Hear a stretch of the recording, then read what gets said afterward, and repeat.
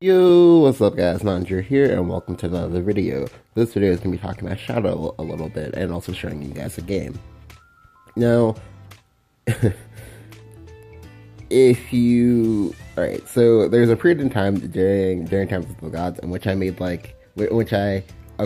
according to friends and close sources, went insane and made like 40 different NEP variants, just because NEP is actually one of my top 5 like favorite decks in the game, just straight up just favorite decks in the game, period. And at the time, I wanted to deviate from using Cowie as my 7-drop, so for a time I was using Thane, just because I really like Thane, just because Thane can let you do some like pretty tricky things, and additionally, he's something that you can pull from NEP and you won't feel bad, just because while you won't get his fanfare, you will get his last word, and you'll get a 4/5 ward most times, just because the NEP itself gives you, will automatically, even if you're at 0 necromancy, give you enough necromancy in order to activate it. Now that seemed really cool to me, so I'm really glad that people are using NEP and mid-range shadow, or not, sorry, not sorry, my bad.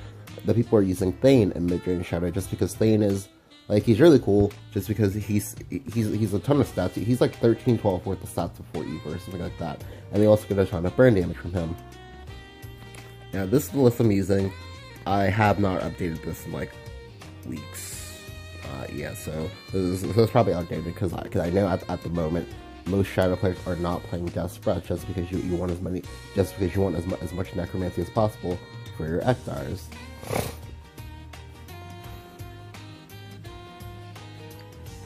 Anyway, on to the game. So this game is going to be versus Alana. Oh wow, I won a lot of games. Holy shit. Anyway, so this game is going to be versus Alana Haven. Now, Alana Haven is pretty ridiculous in the fact that, like, they both heal, and while they heal, they buff their board, so you can't ever like take the board away from them. But this game is going to show you what I do in that situation. So, one second, I'm going to toss everything back, just because I actually have no idea what to mulligan for in this matchup. I do get Thane and Nektar, so I have late game secured, but I don't have any early game. And the early game is where you need to focus on versus Haven, just because Haven has some pretty bullshit late game win cons. They have Alana, they have Aegis, they have Seraph, yeah. Like, additionally, they can also run Storm Haven, which is also a problem too, because that's yet another deck that they have that you want to get the board versus, just because they have a lot of ambient damage now. So I do get double Soul Squasher. This is nice. It frees me up to play out one of them, and I can maybe use the second one to kill an Evo later. Here he plays Alana's, and my heart sinks a little bit, just because I'm like, fuck that deck. And here I just gonna play out the Lurching Corpse. Now you might be wondering, why did you play out the Lurching Corpse? I played out the Lurching Corpse because I need to make him feel that. Yeah. Because this turn he wants to play either Rabbit Healer or he wants to play Healing Angel. I need to discourage him from doing that, and also if he has a Black Inscription, I need for him to want to play it. He does have the Black Inscription, that's fine. Like, versus Haven, your Lurching Corpses versus Haven, the majority of your last words are not going to get value, and you just have to accept that and just temper them out when you can. So I just go ahead and Evil Soul Squash and go face. Because I know he's Alana's, I cannot give him time. If I give him time, I die. He has a second Black Inscription, I'm just like, what the fuck? And then he has double Alana's, I'm like, what the? How did you get so lucky? Alright. So this turn, I just have to play up the Soul Squasher. I don't evo. If he has Themis, he has Themis, but I'm not evoing. He then plays out Frog Claret, which is a 4-mana 6/6 that evolves to become an 8/8. And I'm just like, oh, God, why? Not this fucking deck.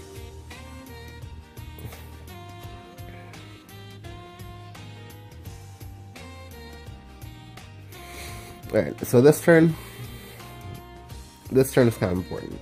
Now, you might be wondering, why didn't you just Evo and save your zombie partnership for something later? My Evos are very, very important, especially in Shadow, just because I want to go turn 7 Thane, turn 8 Thane, turn 9 Ektar, turn 10 Ektar. That's my win con right now. The zombie parties, I'm only going to be using them for removal for the most part, and not for the enhance effect, just because the enhance effect actually does nothing versus Haven. The enhance is really good versus like something like Sword, who can't ever take the board back, but Haven has Themis, so most times you're going to try to use this for removal, or you're going to try to use this to bait a Themis. And Thane is really hard to develop without an Evo point, so that's why I'm keeping the Evos as well. Here he plays triple Alanas, and I just want to like rip my hair out right now, just because I'm like, how am I going to get through all of this? That's a 5/6/3 drop. However, I go and play Thane. This gives me 3 bodies. It also puts him on the back foot. He's either gonna have to have Dark John here, or he's going to want a Themis. Maybe Themis, that's fine. I'm just gonna replay a second one. Instead, he goes Unica into Radiance, and I'm like, oh, okay, cool. This isn't even that bad. Like, it's terrifying for sure, but it's not that bad. That was a 7/7 Unica. You gotta see her dance. Okay, so here, this is good for me because he traded into the White King instead. Sorry, he traded into the Thane instead of the Whites. This is really good for me because the Whites rack up chip damage, and they're honestly probably what. And they honestly make up a good portion of why Thane is so ridiculous, just because like you're incentivized to want to kill the Immortal Thane, but if you kill the Immortal Thane, you're gonna take chip damage from the Whites. And if I can keep the Whites on my board during my turn, and then suddenly blow up like 3 or 4 guys, you're suddenly taking 6 damage from out of nowhere that you can't do anything about because all effect damage. But this is good. I really okay. So here, I basically just like I got super excited, and the second I saw this hand, I was like, okay, this is automatically gonna become a video. Now you might be wondering what's so special about this hand, and I'll tell you. So what I'm gonna do here is I'm gonna apply a lot of burn damage on his face, while also conserving my Ektars for later. And this is actually part of why I really like Midra and Shadow right now, just because like they can abuse Thane really well. So I'm gonna play my second Thane here. That's gonna fill up my board. I'm gonna have a total of 4 Whites. This means that anytime any of my stuff dies, he's taking 4 damage for that. So from there, I'm gonna go. So from there, I'm gonna go Thane into Soul Conversion on the Thane itself. The reason why I'm doing it on the Thane itself is because like the damage. It's because the body right now doesn't matter to me. The only thing that matters to me is I get the White King as early as possible. Additionally, that he takes 4 damage for me doing so. So that'll let me draw 2 cards. I will be out of mana, but I'll have 2 0 costs in my hand. I can go ahead and activate the Necromancy for one of them, and what I'll do is I'll go ahead and play out I'll go ahead and play out the one I first got. I'll go ahead and Evo that. I'll trade into his Radiance Angel. That'll kill the Radiance Angel because the other important thing about White King, it has Bane. I'll then go ahead and trade into his 7/1 Unica. He'll take 3 more damage. And then, and that'll be pretty sad. He already showed me that he does not have Themis, so if he has Themis, he has to rip it off the top. Like, only Themis only Themis / Dark John will save him right now, and even then, those don't save him because he's so far behind right now. Okay.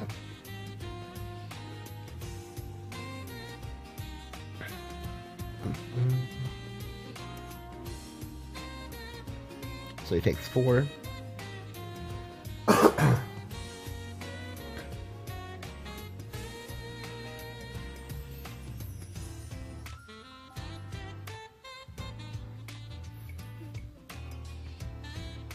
They go ahead and trade.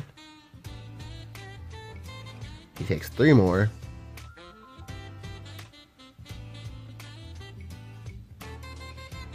And I hit him in the face for 2. Now, let's go quickly review here. So, Whites by themselves did 11 damage to my opponent in the last 2 turns. That's pretty crazy. Oops. In here, he has Tribunal, which is not Themis, so he takes 2 more damage for a total of 13. Plays Radiance Angel, but he's just dead on board.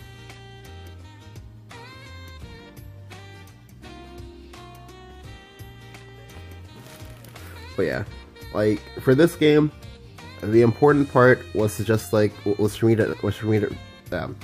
to remain calm, even though he had double Black Inscripture, double Alana's, and then for me to also think about how I wanted to win the game, and go ahead and sequence my plays accordingly.